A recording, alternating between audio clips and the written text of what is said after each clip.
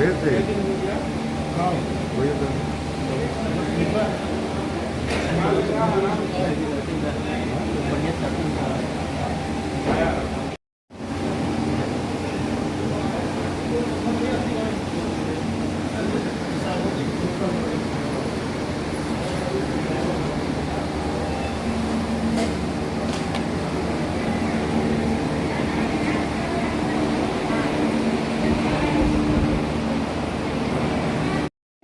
अब जब घरे जाए तब देखो ना। नहीं, व्यवस्था अस्पताल की नहीं। देखिए देखिए देखिए चलो भाई, सब पैर पैर बैठेंगे।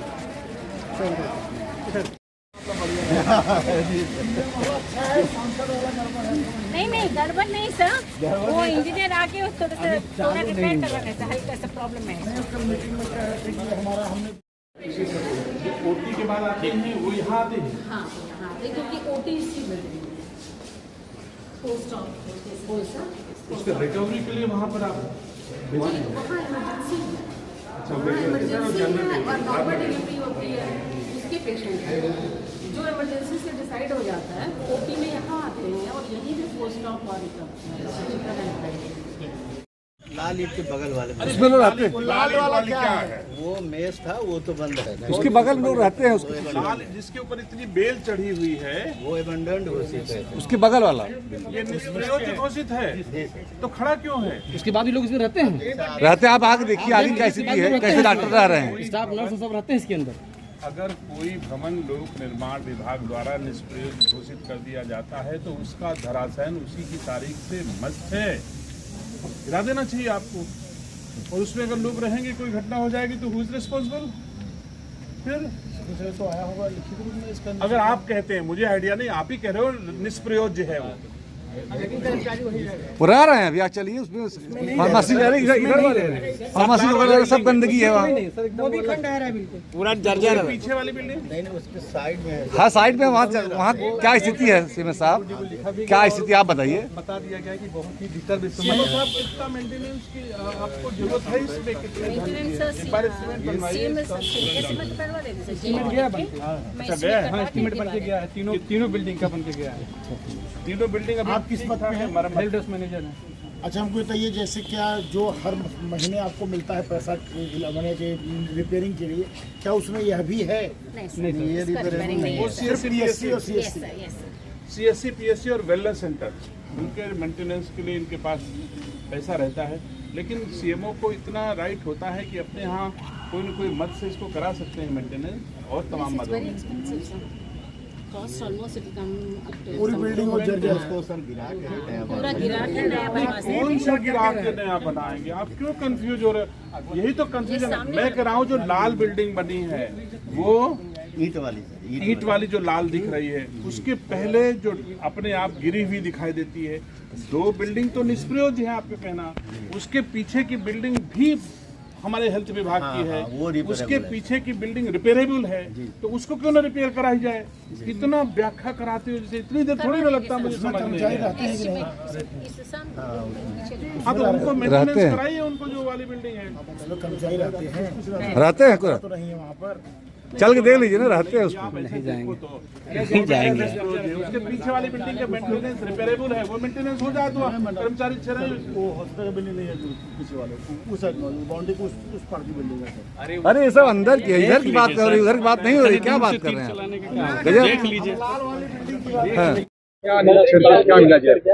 कमियां क्या मिली है? अच्छाइयाँ भी मिली हैं। अच्छाइयां बता दीजिए। उत्तर प्रदेश सरकार के यशस्वी मुख्यमंत्री जी का उद्देश्य है, उनका प्रयास है कि हम अपने प्रदेशवासियों को बेहतर चिकित्सा सुविधा उपलब्ध करा सकें, जिसके लिए उन्होंने हर संभव प्रयास किए हैं। उत्तर प्रदेश के हर जनपद में एक मेडिकल कॉलेज हो, अच्छा अस्पताल हो, अस्पताल में अच्छी सुविधाएं हों, और सरकार जनता के द्वार जाए और खुद देखे कि बेहतर सुविधाएं मिल रही हैं। सरकार के कार्यक्रमों का क्रियान्वयन हो रहा है कि नहीं हो रहा है, इसके लिए मैं आज जौनपुर में अस्पताल का निरीक्षण मैंने किया। इसमें कोई संदेह नहीं कि साफ सुथरी सफाई मैंने देखा, बहुत सुंदर सफाई है, कहीं कोई हमको ऐसी चीज नहीं देखने को मिली।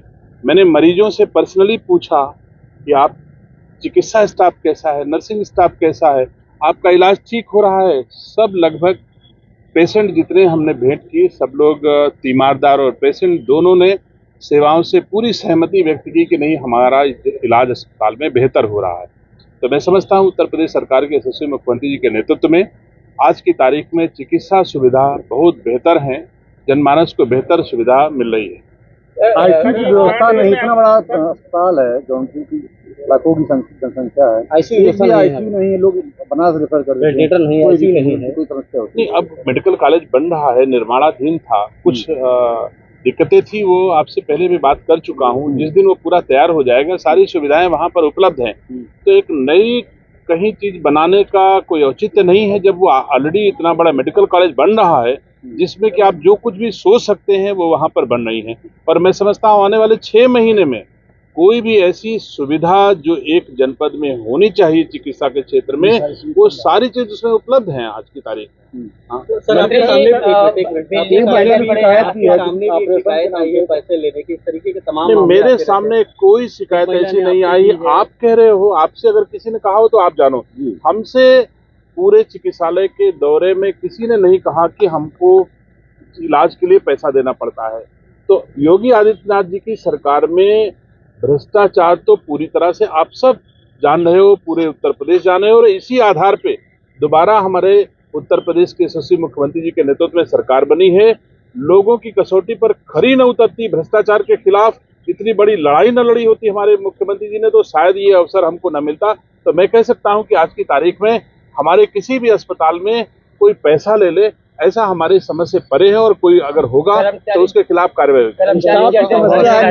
यहाँ पे नहीं है। ये बात जरूर है, स्टाफ की थोड़ी बहुत कमी है, और वो हमारी सीएमओ में कल रिव्यू बैठक ले रहा हूँ, उसमें जो कमी हमको सीएमओ और सीएमएस बताएंगी, हम सरकार का ध्यानाकर्षण करा करके वो यहाँ पर पूरे स्टाफ की कमी को दूर करने का हर संभव प्रयास करूंगा। कभी आते नहीं है, ड्यूटी नहीं करते। मैं जरूर, मेरा काम ही यही है, मैं इस जनपद का प्रभारी मंत्री हूं, मेरा काम ही है देखना जहां भी कमियां होंगी, जो छूट रही होंगी, जो लापरवाही हो रही होगी, उसको मैं स्वयं अपने स्तर से देखूंगा, और जो हमारे स्तर के ऊपर होगा हम अपने उत्तर प्रदेश के यशस्वी मुख्यमंत्री जी के पास ले जाएंगे उसको, और उनसे दूर कराएंगे। तो मैं समझता हूं समस्याएं ज्यादा से ज्यादा कम हो जाएं, ये हमारा और हमारी सरकार का प्रयास है, और उसी के क्रम में हम दौरा करते हैं।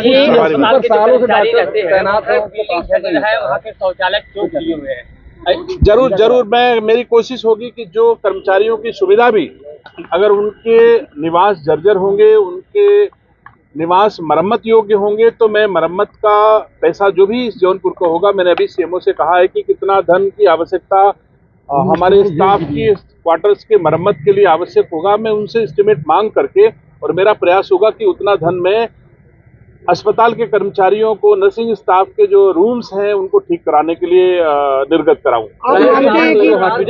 प्राइवेट न्यूरो हॉस्पिटल तमाम है यहाँ पे, जनपद 26 अस्पताल है। आप मेरा आज ध्यानाकर्षण करा रहे हैं, और कल मेरी रिव्यू मीटिंग है।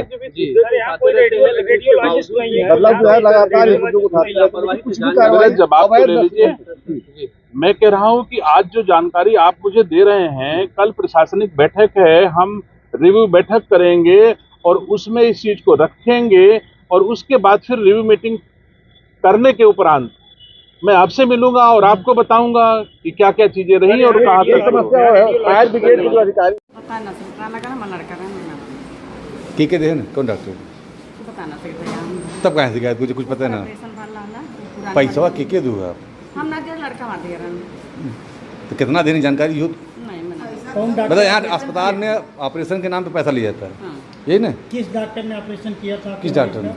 लड़का मारने यही हुआ था ऑपरेशन, यही अस्पताल में ऊपर पुरानी बिल्डिंग में। अच्छा, कितना पैसा लिए थे नहीं पता? क्या नाम है आपका? हमारा मालती का नजर। कहाँ से हैं? झाड़ू पोछा बर्तन। क्या समस्या थी बेटे? डिलीवरी हुई। ठीक।